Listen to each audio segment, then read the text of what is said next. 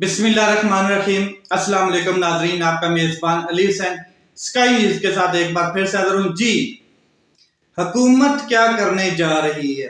حکومت ایک تو بڑی خفیہ پلاننگ کر چکی تھی، جس کو اب آہستہ آہستہ لوگوں کو سمجھ آ گئی ہے۔ اور وہ پلاننگ کیا تھی؟ ایک تو حکومت چاہتی ہے کہ ان کے پاس سادہ اکثریت ہو، کس میں؟ قومی اسمبلی میں ان کے پاس سادہ اکثریت ہو، تاکہ وہ ہر قانون پاس کروا سکیں جس کے بینیفیشری وہ ہوں یا ان کے سہولت کار ہوں۔ اور اس کے اوپر آج سے نہیں بلکہ جب سے یہ الیکشن ہوا ہے 2024 کا الیکشن، اور 8 فروری سے انہوں نے یہ پلاننگ کرنی شروع کر دی تھی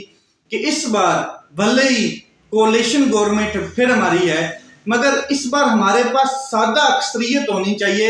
تاکہ ہم نے کچھ ایسے لوگوں کو نوازنا ہے جن کے لیے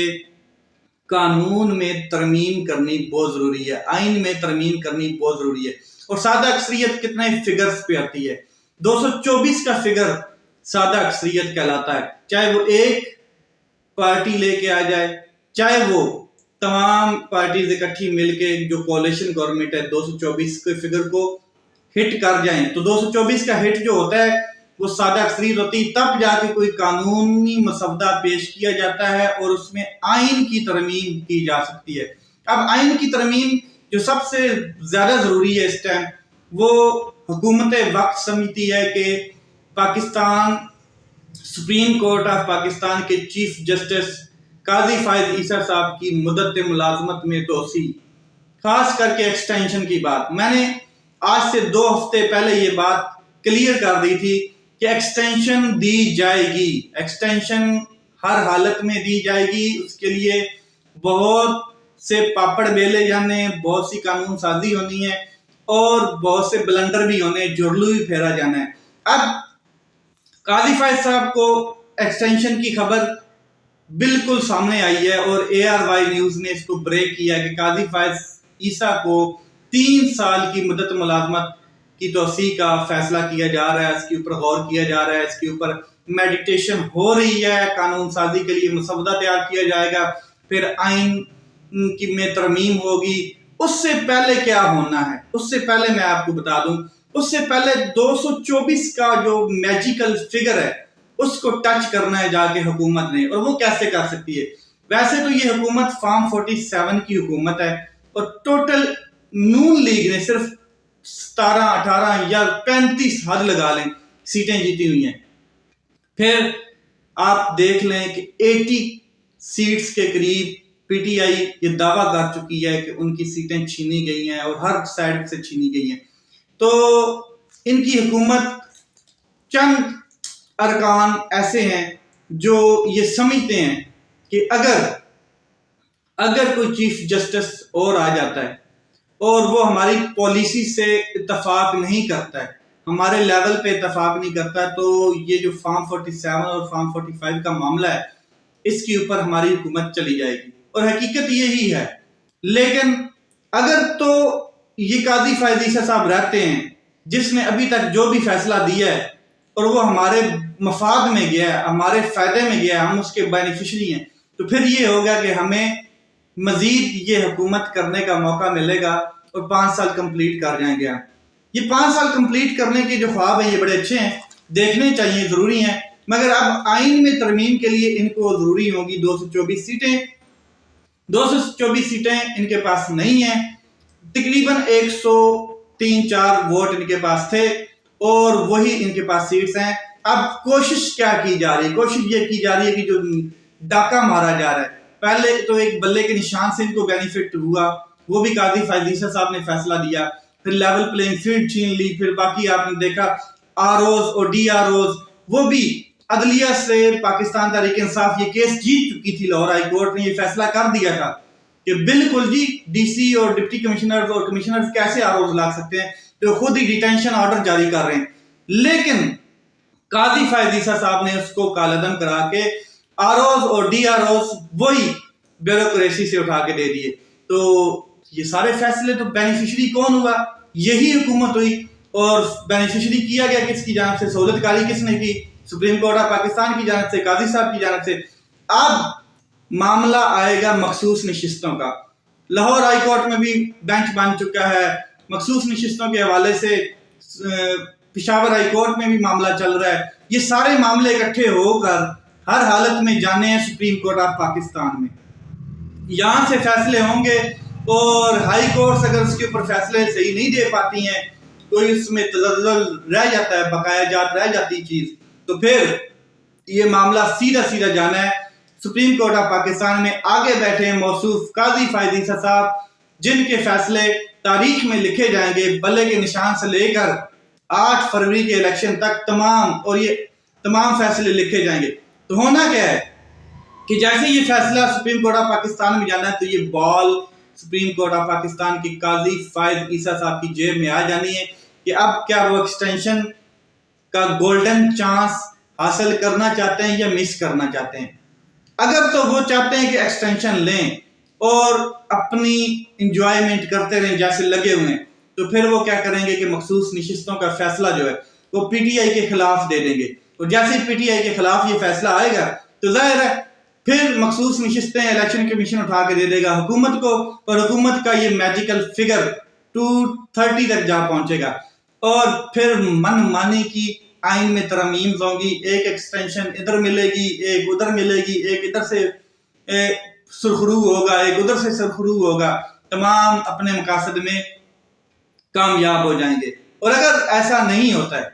تو پھر چیف جسٹس منصور علی شاہ صاحب آئیں گے، اور پھر پینل نیچے دوسرا بنے گا، وہ جو کمیٹی ہے جو 3 فیصلہ کرتی ہے، 100 موٹو ایکشن کا، بینچ بنانے کا، وہ نیچے الگ بنے گا ایک پینل۔ تو پھر تو پاکستان تحریک انصاف کے لیے کچھ خوشخبریاں بھی آئیں گی۔ اس کی ریزن یہ ہے کہ پاکستان تحریک انصاف کے بڑے اہم کیسز ابھی جانے ہیں، فارم 45 فارم 47 کا case supreme court of Pakistan میں جانا ہے، عمران خان صاحب کی سزاؤں کے کیس سارے سپریم کورٹ آف پاکستان میں جانے ہیں، اور یہ اگر جائیں گے تو قاضی فائز عیسیٰ صاحب ہوں گے، تو پھر وہی فیصلہ ہونا ہے جو بلے کے نشان کا فیصلہ آیا تھا۔ اب دیکھنا یہ ہے کہ کس طریقے سے قاضی فائز عیسیٰ صاحب مخصوص نشستوں کا جب ان کے سامنے آئے گا، کیونکہ سینٹ کے الیکشن ہو رہے ہیں، سینٹ کے الیکشن جیسے ہی ختم ہو جائیں گے اس کے فوراً بعد ایک مسودہ تیار کیا جائے گا، اور وہ مسودہ جو ہے وہ صرف اور صرف آئین میں ترمیم، یعنی کہ 3 سالہ مدت ملازمت۔ اور آپ کو مزے کی بات بتاؤں، پھر یہ جو جسٹس منصور علی شاہ صاحب ہیں اور ان کے ساتھ جسٹس یحییٰ آفریدی صاحب ہیں، ان کو بھی کچھ نہ کچھ تو دیا جائے گا نا، ان کو بھی انعام دیا جائے گا خاموشی کا، کہ آپ نے خاموش رہنا ہے، ہمیں جو کرنا ہے ہم نے کرنے دیں، آپ نے اس میں کوئی مداخلت نہیں کرنی، کیونکہ یہ سیکنڈ ٹو چیف جسٹس ہے نا، اپ کمنگ چیف جسٹس منصور علی شاہ صاحب ہیں، تو ان کو بھی خاموش کرایا جائے گا۔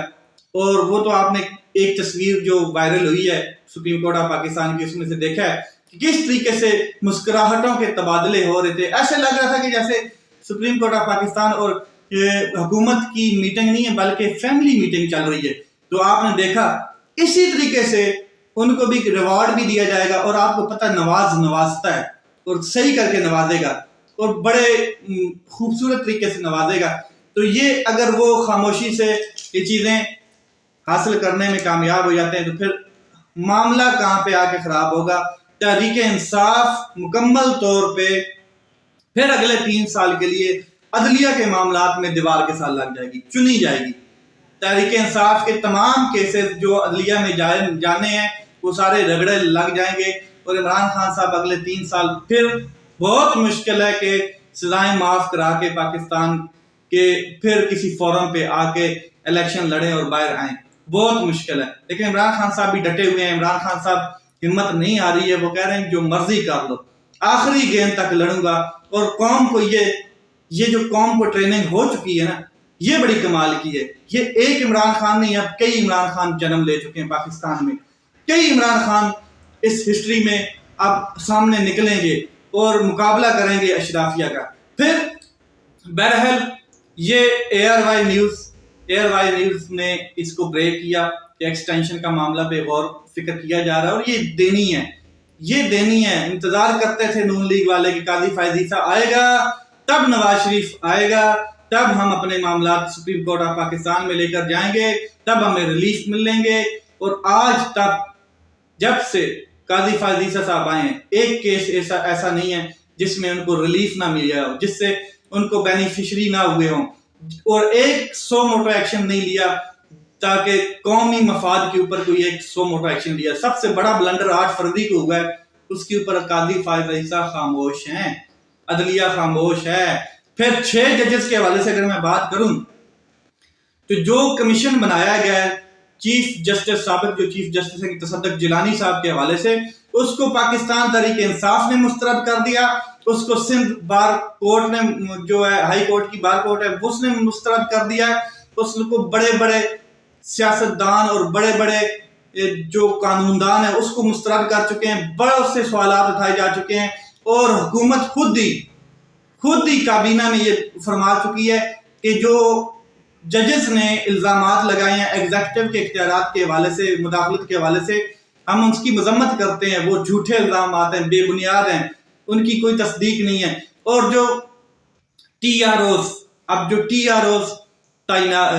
جو بنائے جائیں گے، ٹی آر اوز کس کے حوالے سے؟ اس کمیشن کے حوالے سے، تصدق جیلانی کے کمیشن کے حوالے سے، کہ تصدق جیلانی صاحب کن گراؤنڈز کے اوپر کس طریقے سے کمیشن جو ہے وہ تحقیقات کرے گا۔ وہ ٹی آر اوز بنائیں گے اٹارنی جنرل صاحب۔ کون ہے attorney general? P D M 1 کا چہیتا۔ کون ہے وزیر قانون؟ اعظم نذیر تارڑ۔ اور یہ سارے لوگ مل کر ایک گلو گپا بنائیں گے اور گلو گپے میں جرلو پھیریں گے، اور 6 ججز کی اس ٹائم جو تضحیق ہوئی ہے وہ میں سوچ رہا ہوں کہ کس طریقے سے عدلیہ کے اور قانون کے اور انصاف کے علمداروں نے برداشت کی ہے۔ خیر سسٹم سارا کمپرومائز ہو چکا ہے، یہ آپ کو نظر آ رہا ہے، آپ نے دیکھا پچھلے 2 سال سے کس طریقے سے سسٹم پورے کا پورا کمپرومائزڈ ہے۔ اب حکومت جو بنا چکی ہے کمیشن، اس کے حوالے سے کافی جو آراء ہیں وہ بھی سامنے آئی ہیں۔ فار ایگزامپل جو حسنات ملک صاحب ہیں، بڑے سینئر جرنلسٹ ہیں، کورٹ رپورٹنگ کو کور کرتے ہیں، انہوں نے کہا کہ جی کمیشن کے معاملے کو جو جس طریقے سے یہ معاملہ چلایا جائے گا تو طاقتور اداروں کی بات آئی تو قاضی فائز عیسیٰ صاحب نے بال اٹھا کے حکومت کی جیب میں ڈال دی جب بات طاقتور اداروں کی آئی۔ اور اگر سپریم کورٹ آف پاکستان کی ریمارکس سنیں نا، ان کی لائیو جو ٹرانسمیشن ہوتی رہی ہے، ہیئرنگ ہوتی رہی ہے، تو اس میں قاضی فائز عیسیٰ آپ نام کیوں نہیں لیتے ادارے کا، آپ ایجنسی کا نام کیوں نہیں لیتے، آپ اسٹیبلشمنٹ کیوں کہتے ہیں، اس طرح کی باتیں کرتے تھے۔ اور جب نام لیا اگلوں نے 6 ججز نے مشترکہ طور پہ ریٹن طریقے میں، تو تب قاضی فائز عیسیٰ صاحب کے غبارے سے ہوا نکل گئی اور بال اٹھا کے حکومت کی جیب میں ڈال دی۔ اب 6 ججز کو ٹھیک ٹھاک ٹارگٹ کیا جائے گا اس حکومت کی جانب سے، کیونکہ 6 ججز کو انہوں نے مس کنڈکٹ کا مرتکب قرار دے دینا ہے، اور یہ حقیقت ہے۔ اس میں جو ٹی آر اوز بنائے گئے ہیں وہ اس میں یہ ایک لفظ ایڈ کیا گیا کہ کیا دیکھنا یہ ہے کہ کوئی براہ راست فرد مداخلت کی ہے، کسی نے براہ راست کسی فرد نے مداخلت کی، یہ براہ راست فرد کی مداخلت ہے، یہ لفظ بڑا معنی رکھتا ہے کہ کسی نے فون پہ دھمکی دی ہے، کسی نے ویسے دھمکی دی ہے، براہ راست کس نے مداخلت کی ہے، تو پھر اس سے مداخلت ثابت ہی نہیں ہونی ہے۔ پھر آگے جو اہم چیز وہ سنیں، قاضی فائز عیسیٰ کے یہ جو حکومت کا جو فیصلہ ہے، حکومت کے ساتھ مل کے کمیشن کا جو فیصلہ ہے، اس سے ججز کی ٹھیک ٹھاک تضحیق ہوئی ہے۔ اب دیکھتے ہیں کہ یہ کھودا پہاڑ نکلا چوہا وہ بھی مرا ہوا کس طریقے سے کمیشن اس کو آگے شفاشات اور رپورٹ بنا کے چیف جسٹس کو دیتا ہے، اور چیف جسٹس کس طریقے سے انصاف دے پاتے ہیں 6 ججز کو، مجھے نہیں لگتا۔ بارہا کہہ چکا ہوں، چینک کے کہہ چکا ہوں، بار بار کہتا رہوں گا، 6 ججز ٹارگٹ میں آ چکے ہیں، مجھے لگتا ہے ان کے استعفے بھی آ جائیں گے جلد ہی،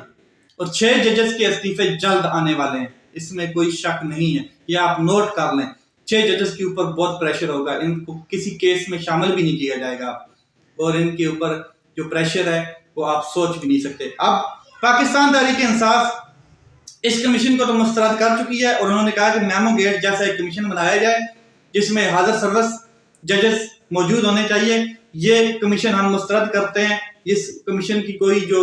ویلیو نہیں ہے، کسی قسم کی کوئی ویلیو نہیں ہے۔ اس کے علاوہ پاکستان تحریک انصاف آج پشاور میں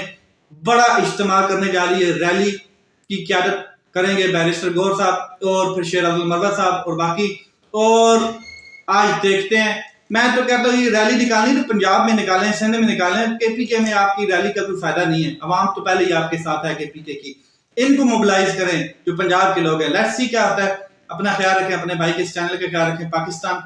زندہ باد۔